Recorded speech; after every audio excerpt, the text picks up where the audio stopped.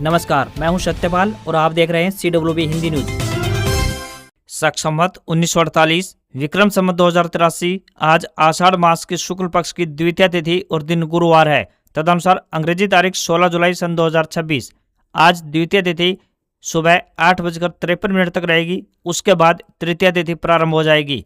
सबसे पहले आज की सुर्खियां। हरियाणा मौसम अपडेट। 19 जुलाई से मानसून फिर पकड़ेगा रफ्तार। 15 जिलों में गर्मी उमस का अलर्ट जारी। भिवानी में पारा 40.5 डिग्री सेल्सियस के पार पहुंचा। बिना फीस सीखे नया हुनर, फिर शुरू करें अपना बिजनेस। PNB लेकर आया खास मौका, बताएंगे पूरी अपडेट। हरियाणा के सरकारी स्कूलों की बड़ी लापरवाही, शिक्षा विभाग ने जारी किया अल्टीमेटम। हरियाणा में खुलेंगे 5 नए साइबर थाने। AI से हर गतिविधि पर रखी जाएगी नजर। भिवानी में श्रुति चौधरी के आवास को मजदूरों ने घेरा। पोर्टल बंद होने से नाराज, बोले वोट न देंगे न नेताओं को गांव में घुसने देंगे। हरियाणा में 3 महीने में दूसरी बार बढ़े टोल रेट, 30 रुपए तक अधिक देने होंगे। अग्रोहा में 100 करोड़ से बनेगी यूनिवर्सिटी। पूर्व सांसद सुभाष चंद्रा का ऐलान। पिता नंद किशोर गोयनका की याद में 32 एकड़ में होगी तैयार। हांसी के चैनत गांव में टी कनेक्शन विवाद सुलझा। केंद्रीय मंत्री मनोहर लाल खट्टर की मौजूदगी में बनी सहमति। सोनम वांगचुक के समर्थन में उतरे दिग्विजय चौटाला। कल यानी 17 जुलाई को जंतर मंतर धरने पर देंगे समर्थन। उकलाना के डिग्री कॉलेज में प्रवेश शुरू। BA व MA की कक्षा में मिलेगा एडमिशन। लास्ट डेट 24 जुलाई। हरियाणा सरकार का बड़ा फैसला। आउटसोर्सिंग पॉलिसी भाग 2 कर्मचारियों की सेवाएं बढ़ाई, जारी किया आदेश। कुरुक्षेत्र व डबवाली में किसान नेताओं ने किया प्रदर्शन। बाइक रैली निकाली। भारत अमेरिका ट्रेड डील का किया विरोध। प्रस्तावित समझौते को रद्द करने की रखी मांग। वनडे और T20 वर्ल्ड कप नए फॉर्मेट में होंगे। वनडे में सेमीफाइनलिस्ट सुपर 7 से तो T20 में सुपर 10 से तय होंगे। क्वालिफिकेशन का सिस्टम भी बदला। अर्जेंटीना लगातार दूसरे वर्ल्ड कप फाइनल में पहुंचा। इंग्लैंड को आखिरी 5 मिनट में 2 गोल से हराया। और भारत पर 100% टैरिफ लगा सकता है अमेरिका। रूसी तेल खरीदने वाले देशों पर कार्रवाई की तैयारी। संसद में बिल पेश, 5 देश निशाने पर। और अब खबरें विस्तार से। हरियाणा में मानसून की रफ्तार फिलहाल धीमी पड़ गई है। इसके साथ ही गर्मी ने एक बार फिर से लोगों की मुश्किलें बढ़ा दी हैं। बादलों की आवाजाही के बावजूद तेज धूप और उमस ने अधिकांश जिलों में लोगों का हाल बेहाल कर दिया है। मौसम विभाग ने गर्म और उमस भरे मौसम को लेकर अलर्ट जारी किया है। इनमें हिसार, सिरसा, फतेहाबाद, भिवानी, चरखी दादरी, झज्जर, रेवाड़ी, महेंद्रगढ़, जींद, सोनीपत, रोहतक, पलवल, नूंह, फरीदाबाद और गुरुग्राम शामिल है। प्रदेश के अधिकांश हिस्सों में मौसम गर्म बना हुआ है। नमी अधिक होने के चलते उमस लगातार लोगों को परेशान कर रही है। मौसम विज्ञान केंद्र चंडीगढ़ के अनुसार 17 जुलाई तक दक्षिण हरियाणा और आसपास के क्षेत्रों में मौसम मुख्य रूप से गर्म और उमस भरा रहेगा। इस दौरान कुछ स्थानों पर हल्की से मध्यम बारिश की संभावना जरूर है, लेकिन इससे तापमान में कोई खास असर दिखाई नहीं देगा। वहीं 18 जुलाई से मौसम में बदलाव शुरू होगा। मानसूनी गतिविधियां धीरे धीरे बढ़ेंगी और 19 और 20 जुलाई को हरियाणा के कई जिलों में मानसून दोबारा से सक्रिय होने के चलते इस दौरान कई स्थानों पर अच्छी बारिश और कुछ इलाकों में भारी वर्षा हो सकती है। 19 जुलाई के बाद मानसून के दोबारा सक्रिय होने के प्रदेश के कई हिस्सों में मौसम राहत भरा होने की उम्मीद है।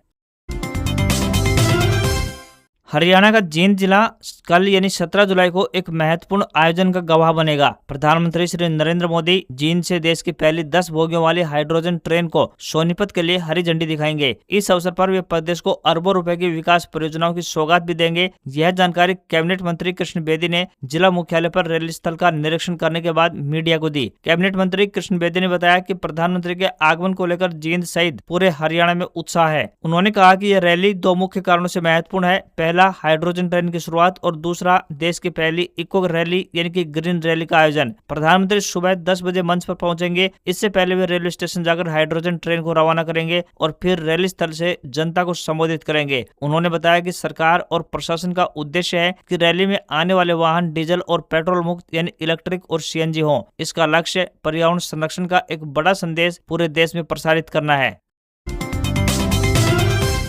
भिवानी में निर्माण मजदूरों ने अपनी मांगों को लेकर हरियाणा की सिंचाई मंत्री श्रुति चौधरी के आवास का घेराव किया। उन्होंने मांग पूरी न होने पर सरकार को बड़े आंदोलन की चेतावनी दी। मजदूर नेताओं ने कहा कि मांग नहीं मानी गई तो न भाजपा नेताओं को वोट देंगे और न गांव में घुसने देंगे। सिंचाई मंत्री श्रुति चौधरी के आवास का घेराव कर रहे कामगार मजदूरों ने कहा कि पोर्टल बंद होने के चलते हर सरकारी योजना से वंचित होने से परेशान है। पहले जनवरी महीने में और उन्हीं मांगों को लेकर अब एक बार फिर से यहाँ घेराव करने के लिए पहुंचे हैं। इस दौरान कॉमरेड ओम प्रकाश, मजदूर नेता अनिल कुमार और रामअवतार खोरडा ने कहा कि बीते 11 महीनों से हरियाणा सरकार ने पंजीकृत मजदूरों का पोर्टल बंद किया हुआ है, जिससे 6 में से 5.5 लाख मजदूरों की कॉपियां रद्द हो गई हैं। इससे 22 से 23 योजनाओं के तहत मिलने वाली सुविधा जैसे बेटे की शादी का कन्यादान, बच्चों की छात्रवृत्ति, बच्चों के जन्म और मजदूर की मृत्यु होने पर मिलने वाली आर्थिक सहायता राशि जैसी सभी सुविधाएं बंद पड़ी हैं। मजदूर नेताओं ने कहा कि चुनाव में भाजपा सरकार को चलता कर देंगे। उनका कहना है कि हरियाणा सरकार खुद को मजदूर, दलित और पिछड़ा हितैषी होने का दावा करती है, असल में इन्हीं का शोषण भी कर रही है। हरियाणा से पूर्व राज्यसभा सांसद और एसएल ग्रुप के चेयरमैन डॉक्टर सुभाष चंद्रा के पिता नंद किशोर गोयनका का अग्रोहा में अंतिम संस्कार किया गया। बैंड बाजे के साथ उनकी अंतिम शव यात्रा निकाली गई। यह यात्रा हिसार से अग्रोहा तक निकाली गई। अग्रोहा धाम और गौशाला में यात्रा को रोका गया, जहां लोगों ने नंद किशोर गोयनका के अंतिम दर्शन किए। इस मौके पर केंद्रीय मंत्री मनोहर लाल खट्टर, राज्यसभा सांसद सुभाष बराला और मंत्री रणवीर गंगवा भी पहुंचे। अंतिम संस्कार के बाद डॉक्टर सुभाष चंद्रा ने अंतिम यात्रा में आए सभी लोगों का धन्यवाद जताया और कहा कि उनके बापूजी स्वर्गीय नंद किशोर गोयनका की याद में चारों भाइयों ने अग्रोहा में यूनिवर्सिटी बनाने का फैसला किया है। यूनिवर्सिटी के निर्माण कार्य का अहमदाबाद की एक कंपनी से एग्रीमेंट कर लिया है। इस 32 एकड़ भूमि पर भव्य यूनिवर्सिटी का निर्माण किया जाएगा और इसकी कुल अनुमानित लागत राशि 100 करोड़ रुपए के आसपास आएगी। हरियाणा में टोल दरों में बढ़ोतरी की गई है। करनाल, कुरुक्षेत्र, हिसार, पानीपत और झज्जर टोल प्लाजा पर नए रेट लिस्ट जारी कर दी गई है। कार, जीप और अन्य व्यावसायिक वाहनों के टोल रेट में 10 रुपए से लेकर 30 रुपए तक की बढ़ोतरी की गई है। करनाल के बस्ताड़ा टोल प्लाजा के ऑपरेशनल मैनेजर प्रदीप मलिक ने बताया कि national highway authority of India यानी NHAI के निर्देश अनुसार मंगलवार रात से ही टोल प्लाजा पर बढ़ी हुई दरों के हिसाब से नए रेट लिए जा रहे हैं। बस्ताड़ा टोल के रेट भी संशोधित कर दिए गए हैं। अब कार और जीप ड्राइवरों को सिंगल जर्नी के 200 रुपए और डबल जर्नी के 295 रुपए देने होंगे। वहीं 7 XL वाहनों का मंथली पास अब 42,575 रुपए में मिलेगा। पहले ये 41,315 रुपए में था। वहीं टोल प्लाजा के आसपास के 20 किलोमीटर के गांव में वाहन मालिकों के लिए रियायती मासिक पास जारी रहेगा। वहीं बस्ताड़ा टोल पर मिनी बस टाइप का सिंगल जर्नी का रेट 320 रुपए और डबल जर्नी का रेट 480 रुपए हो गया है। इसी के साथ ट्रक और बस के नए रेट 670 रुपए और डबल जर्नी के 1005 रुपए हो गए हैं। हरियाणा सरकार ने मुख्यमंत्री कार्यालय की शिकायत निवारण व्यवस्था को और अधिक प्रभावी बनाने की दिशा में बड़ा कदम उठाते हुए वरिष्ठ भाजपा नेता भोपाल सिंह खत्री को मुख्यमंत्री शिकायत निवारण सलाहकार नियुक्त किया है। मुख्यमंत्री नायब सिंह सैनी की मंशा है कि प्रदेश के नागरिकों की शिकायतों का समयबद्ध, पारदर्शी और जवाबदेह तरीके से समाधान हो तथा सीएम विंडो फिर से अपनी पुरानी कार्यकुशलता के साथ काम करे। नई जिम्मेदारी संभालने के बाद भोपाल सिंह खत्री ने मुख्यमंत्री की सोच पर विस्तार से चर्चा की। उन्होंने कहा कि मुख्यमंत्री चाहते हैं कि हर शिकायत पर गंभीरता से समाधान हो और लोगों को बार बार कार्यालयों के चक्कर न लगाने पड़े। मेरा पूरा प्रयास रहेगा कि उनकी अपेक्षाओं पर पूरी तरह से खरा उतरूं और शिकायत निवारण व्यवस्था को अधिक से अधिक प्रभावी बनाऊं। हमारी प्राथमिकता होगी कि अधिक से अधिक शिकायतों का समाधान जिला स्तर पर हो जाए। यदि SDM, DC और संबंधित विभाग समय पर कार्रवाई करें तो अधिकांश मामलों को चंडीगढ़ भेजने की आवश्यकता ही नहीं पड़ेगी। जब स्थानीय स्तर पर शिकायतों का समाधान होगा तो लोगों का समय भी बचेगा और मुख्यमंत्री कार्यालय पर अनावश्यक रूप से दबाव कम होगा। हमारी प्राथमिकता होगी कि निर्धारित समय सीमा के भीतर शिकायतों का समाधान होना चाहिए। हरियाणा सरकार ने आउटसोर्सिंग पॉलिसी भाग 2 के अंतर्गत कार्यरत अनुबंध कर्मचारियों की सेवा अवधि 2 माह के लिए बढ़ाने का निर्णय लिया है। यह सेवा विस्तार 1 जुलाई से 31 अगस्त 2026 तक प्रभावी माना जाएगा। मुख्य सचिव अनुराग रस्तोगी द्वारा जारी निर्देशों के अनुसार यह सेवा विस्तार राज्य के विभिन्न सरकारी विभागों, बोर्डों, निगमों एवं सार्वजनिक उपक्रमों में स्वीकृत पदों के विरुद्ध आउटसोर्सिंग पॉलिसी भाग 2 के अंतर्गत कार्यरत कर्मचारियों पर लागू होगा। इससे पहले इन कर्मचारियों की सेवाएं 30 जून 2026 तक बढ़ाई गई थी। साथ ही सरकार ने स्पष्ट किया है कि यह अस्थायी सेवा विस्तार हरियाणा कौशल रोजगार निगम यानी HKRN के 25 मार्च 2025 के ज्ञापन संख्या 8018 में निर्धारित सभी नियमों एवं शर्तों के पूर्ण अनुपालन के अधीन रहेगा। हिसार जिले के चैनित गांव में पेयजल की मांग को लेकर पिछले 61 दिनों से चल रहा ग्रामीणों ने धरना समाप्त करने की घोषणा कर दी है। केंद्रीय मंत्री मनोहर लाल खट्टर और चैनित धरना समिति के बीच हुई बैठक में गांव को भाखड़ा पाइपलाइन से टी कनेक्शन के माध्यम से पेयजल उपलब्ध करवाने पर सहमति बन गई है। बैठक में निर्णय लिया गया कि भाखड़ा नहर से हांसी आ रही पाइपलाइन में 4 इंच का टी कनेक्शन लगाकर चैनित गाँव को पेयजल आपूर्ति की जाएगी। लंबे समय से इसी मांग को लेकर ग्रामीण आंदोलन कर रहे थे। बता दें कि हिसार जिले के चैनित गाँव में पेयजल की मांग को लेकर पिछले 61 दिनों से ग्रामीणों का धरना जारी था। इस धरने के बीच केंद्रीय मंत्री मनोहर लाल खट्टर हांसी पहुंचे। इस दौरान उनके साथ मंत्री रणबीर गंगवा, राज्यसभा सांसद सुभाष बराला, हांसी से विधायक विनोद भयाना भी मौजूद रहे। यहाँ चयनित धरना समिति और केंद्रीय मंत्री के बीच हुई अहम बैठक के बाद सहमति बन गई और पेयजल की मांग को लेकर चल रहा ग्रामीणों का धरना अब समाप्त हो गया है। हरियाणा सरकार ने तेजी से बढ़ रहे साइबर अपराधों पर प्रभावी नियंत्रण के लिए बड़ा और ठोस कदम उठाया है। राज्य सरकार ने 5 नए साइबर पुलिस थानों की स्थापना कर निर्णय लिया है। इसी के साथ AI आधारित निगरानी प्रणाली, E0 FIR, आधुनिक जांच तकनीकों और राज्य साइबर अपराध समन्वय केंद्र के विस्तार के लिए डिजिटल अपराधियों पर शिकंजा कसने की तैयारी कर ली गई है। दिल्ली से सटे संवेदनशील क्षेत्रों को प्राथमिकता देते हुए यानी झज्जर, बहादुरगढ़, गोहाना तथा सोनीपत पूर्व और सोनीपत पश्चिम में नए साइबर थाने स्थापित किए जाएंगे। इन थानों के शुरू होने से ऑनलाइन ठगी, बैंकिंग फ्रॉड, सोशल मीडिया पर आपत्तिजनक पोस्ट, डिजिटल धोखाधड़ी और अन्य साइबर अपराधों की जांच पहले की तुलना में कहीं अधिक तेज और प्रभावी बन सकेगी। सरकार का उद्देश्य बदलते डिजिटल खतरों का आधुनिक तकनीक के जरिए प्रभावी मुकाबला करना है। प्रदेश में पहले से 29 साइबर पुलिस थाने संचालित हो रहे हैं। राज्य सरकार ने 25 जून से E0 FIR प्रणाली भी लागू कर दी है। अब राष्ट्रीय साइबर हेल्पलाइन 1930 पर दर्ज 1 लाख रुपए से अधिक की साइबर धोखाधड़ी की शिकायतें अपने आप ही इलेक्ट्रॉनिक 0 FIR में परिवर्तित होकर संबंधित पुलिस थाने यानी साइबर पुलिस थाने को भेज दी जाएंगी, जिससे मामलों का तुरंत पंजीकरण, प्रारंभिक जांच और अपराधियों तक शीघ्र पहुंच सुनिश्चित हो पाएगी।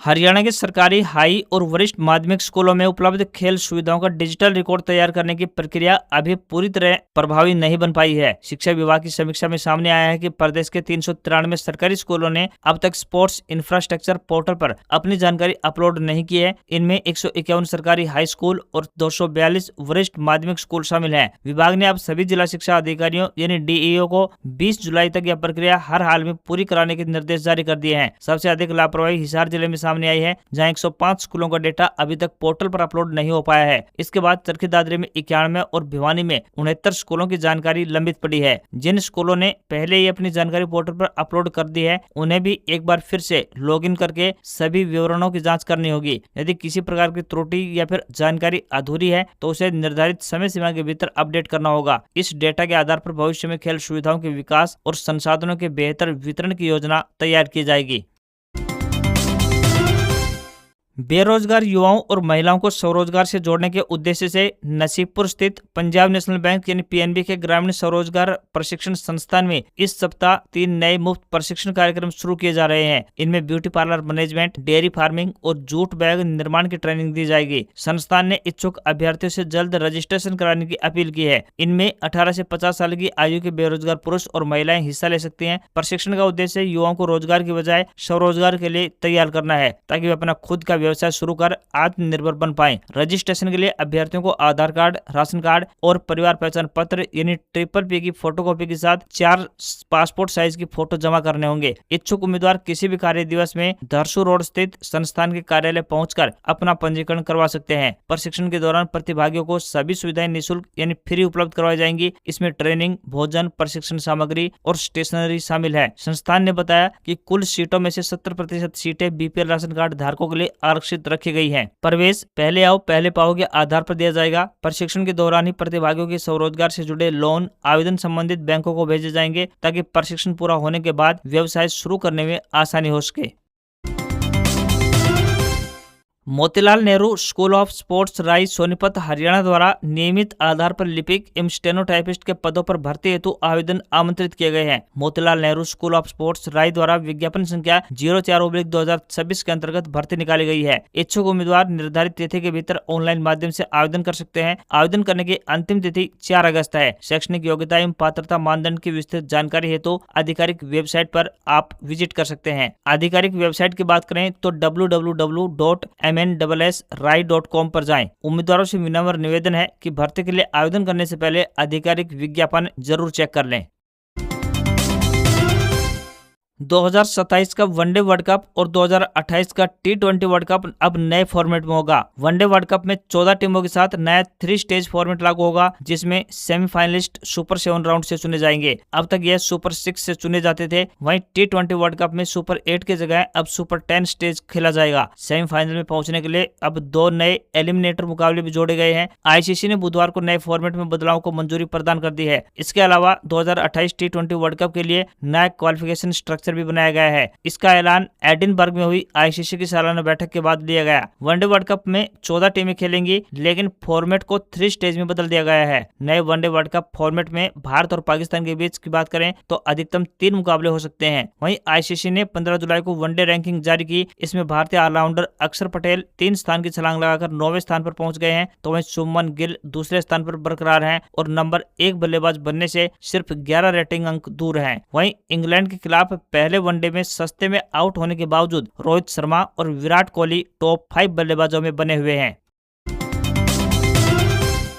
अमेरिका ने रूस से तेल खरीदने वाले देशों पर शिकंजा कसने की तैयारी शुरू कर दी है। अमेरिकी सीनेट में रूस पर प्रतिबंधों से जुड़ा एक संशोधित बिल पेश किया गया है। इसमें रूस से तेल और गैस खरीदने वाले देशों पर 100% तक टैरिफ लगाने का प्रस्ताव रखा गया है। बिल के मुताबिक भारत, चीन, स्लोवाकिया, हंगरी और अजरबैजान पर 100% टैरिफ लगाया जा सकता है। यह बिल रिपब्लिकन और डेमोक्रेट दोनों पार्टियों के समर्थन से लाया जा रहा है। इसका मकसद रूस की तेल से होने वाली कमाई को कम करना है, ताकि उसकी युद्ध लड़ने की क्षमता कमजोर हो सके। पहले बिल के शुरुआती मसौदे में 500% टैरिफ लगाने का प्रस्ताव रखा गया था, लेकिन बाद में इसे घटाकर 100% कर दिया गया। अगर यह बिल पास हो जाता है तो अमेरिका पहली बार किसी देश पर सिर्फ इसलिए टैरिफ लगाएगा क्योंकि वह रूस से तेल खरीदकर उसकी कमाई को बढ़ा रहा है।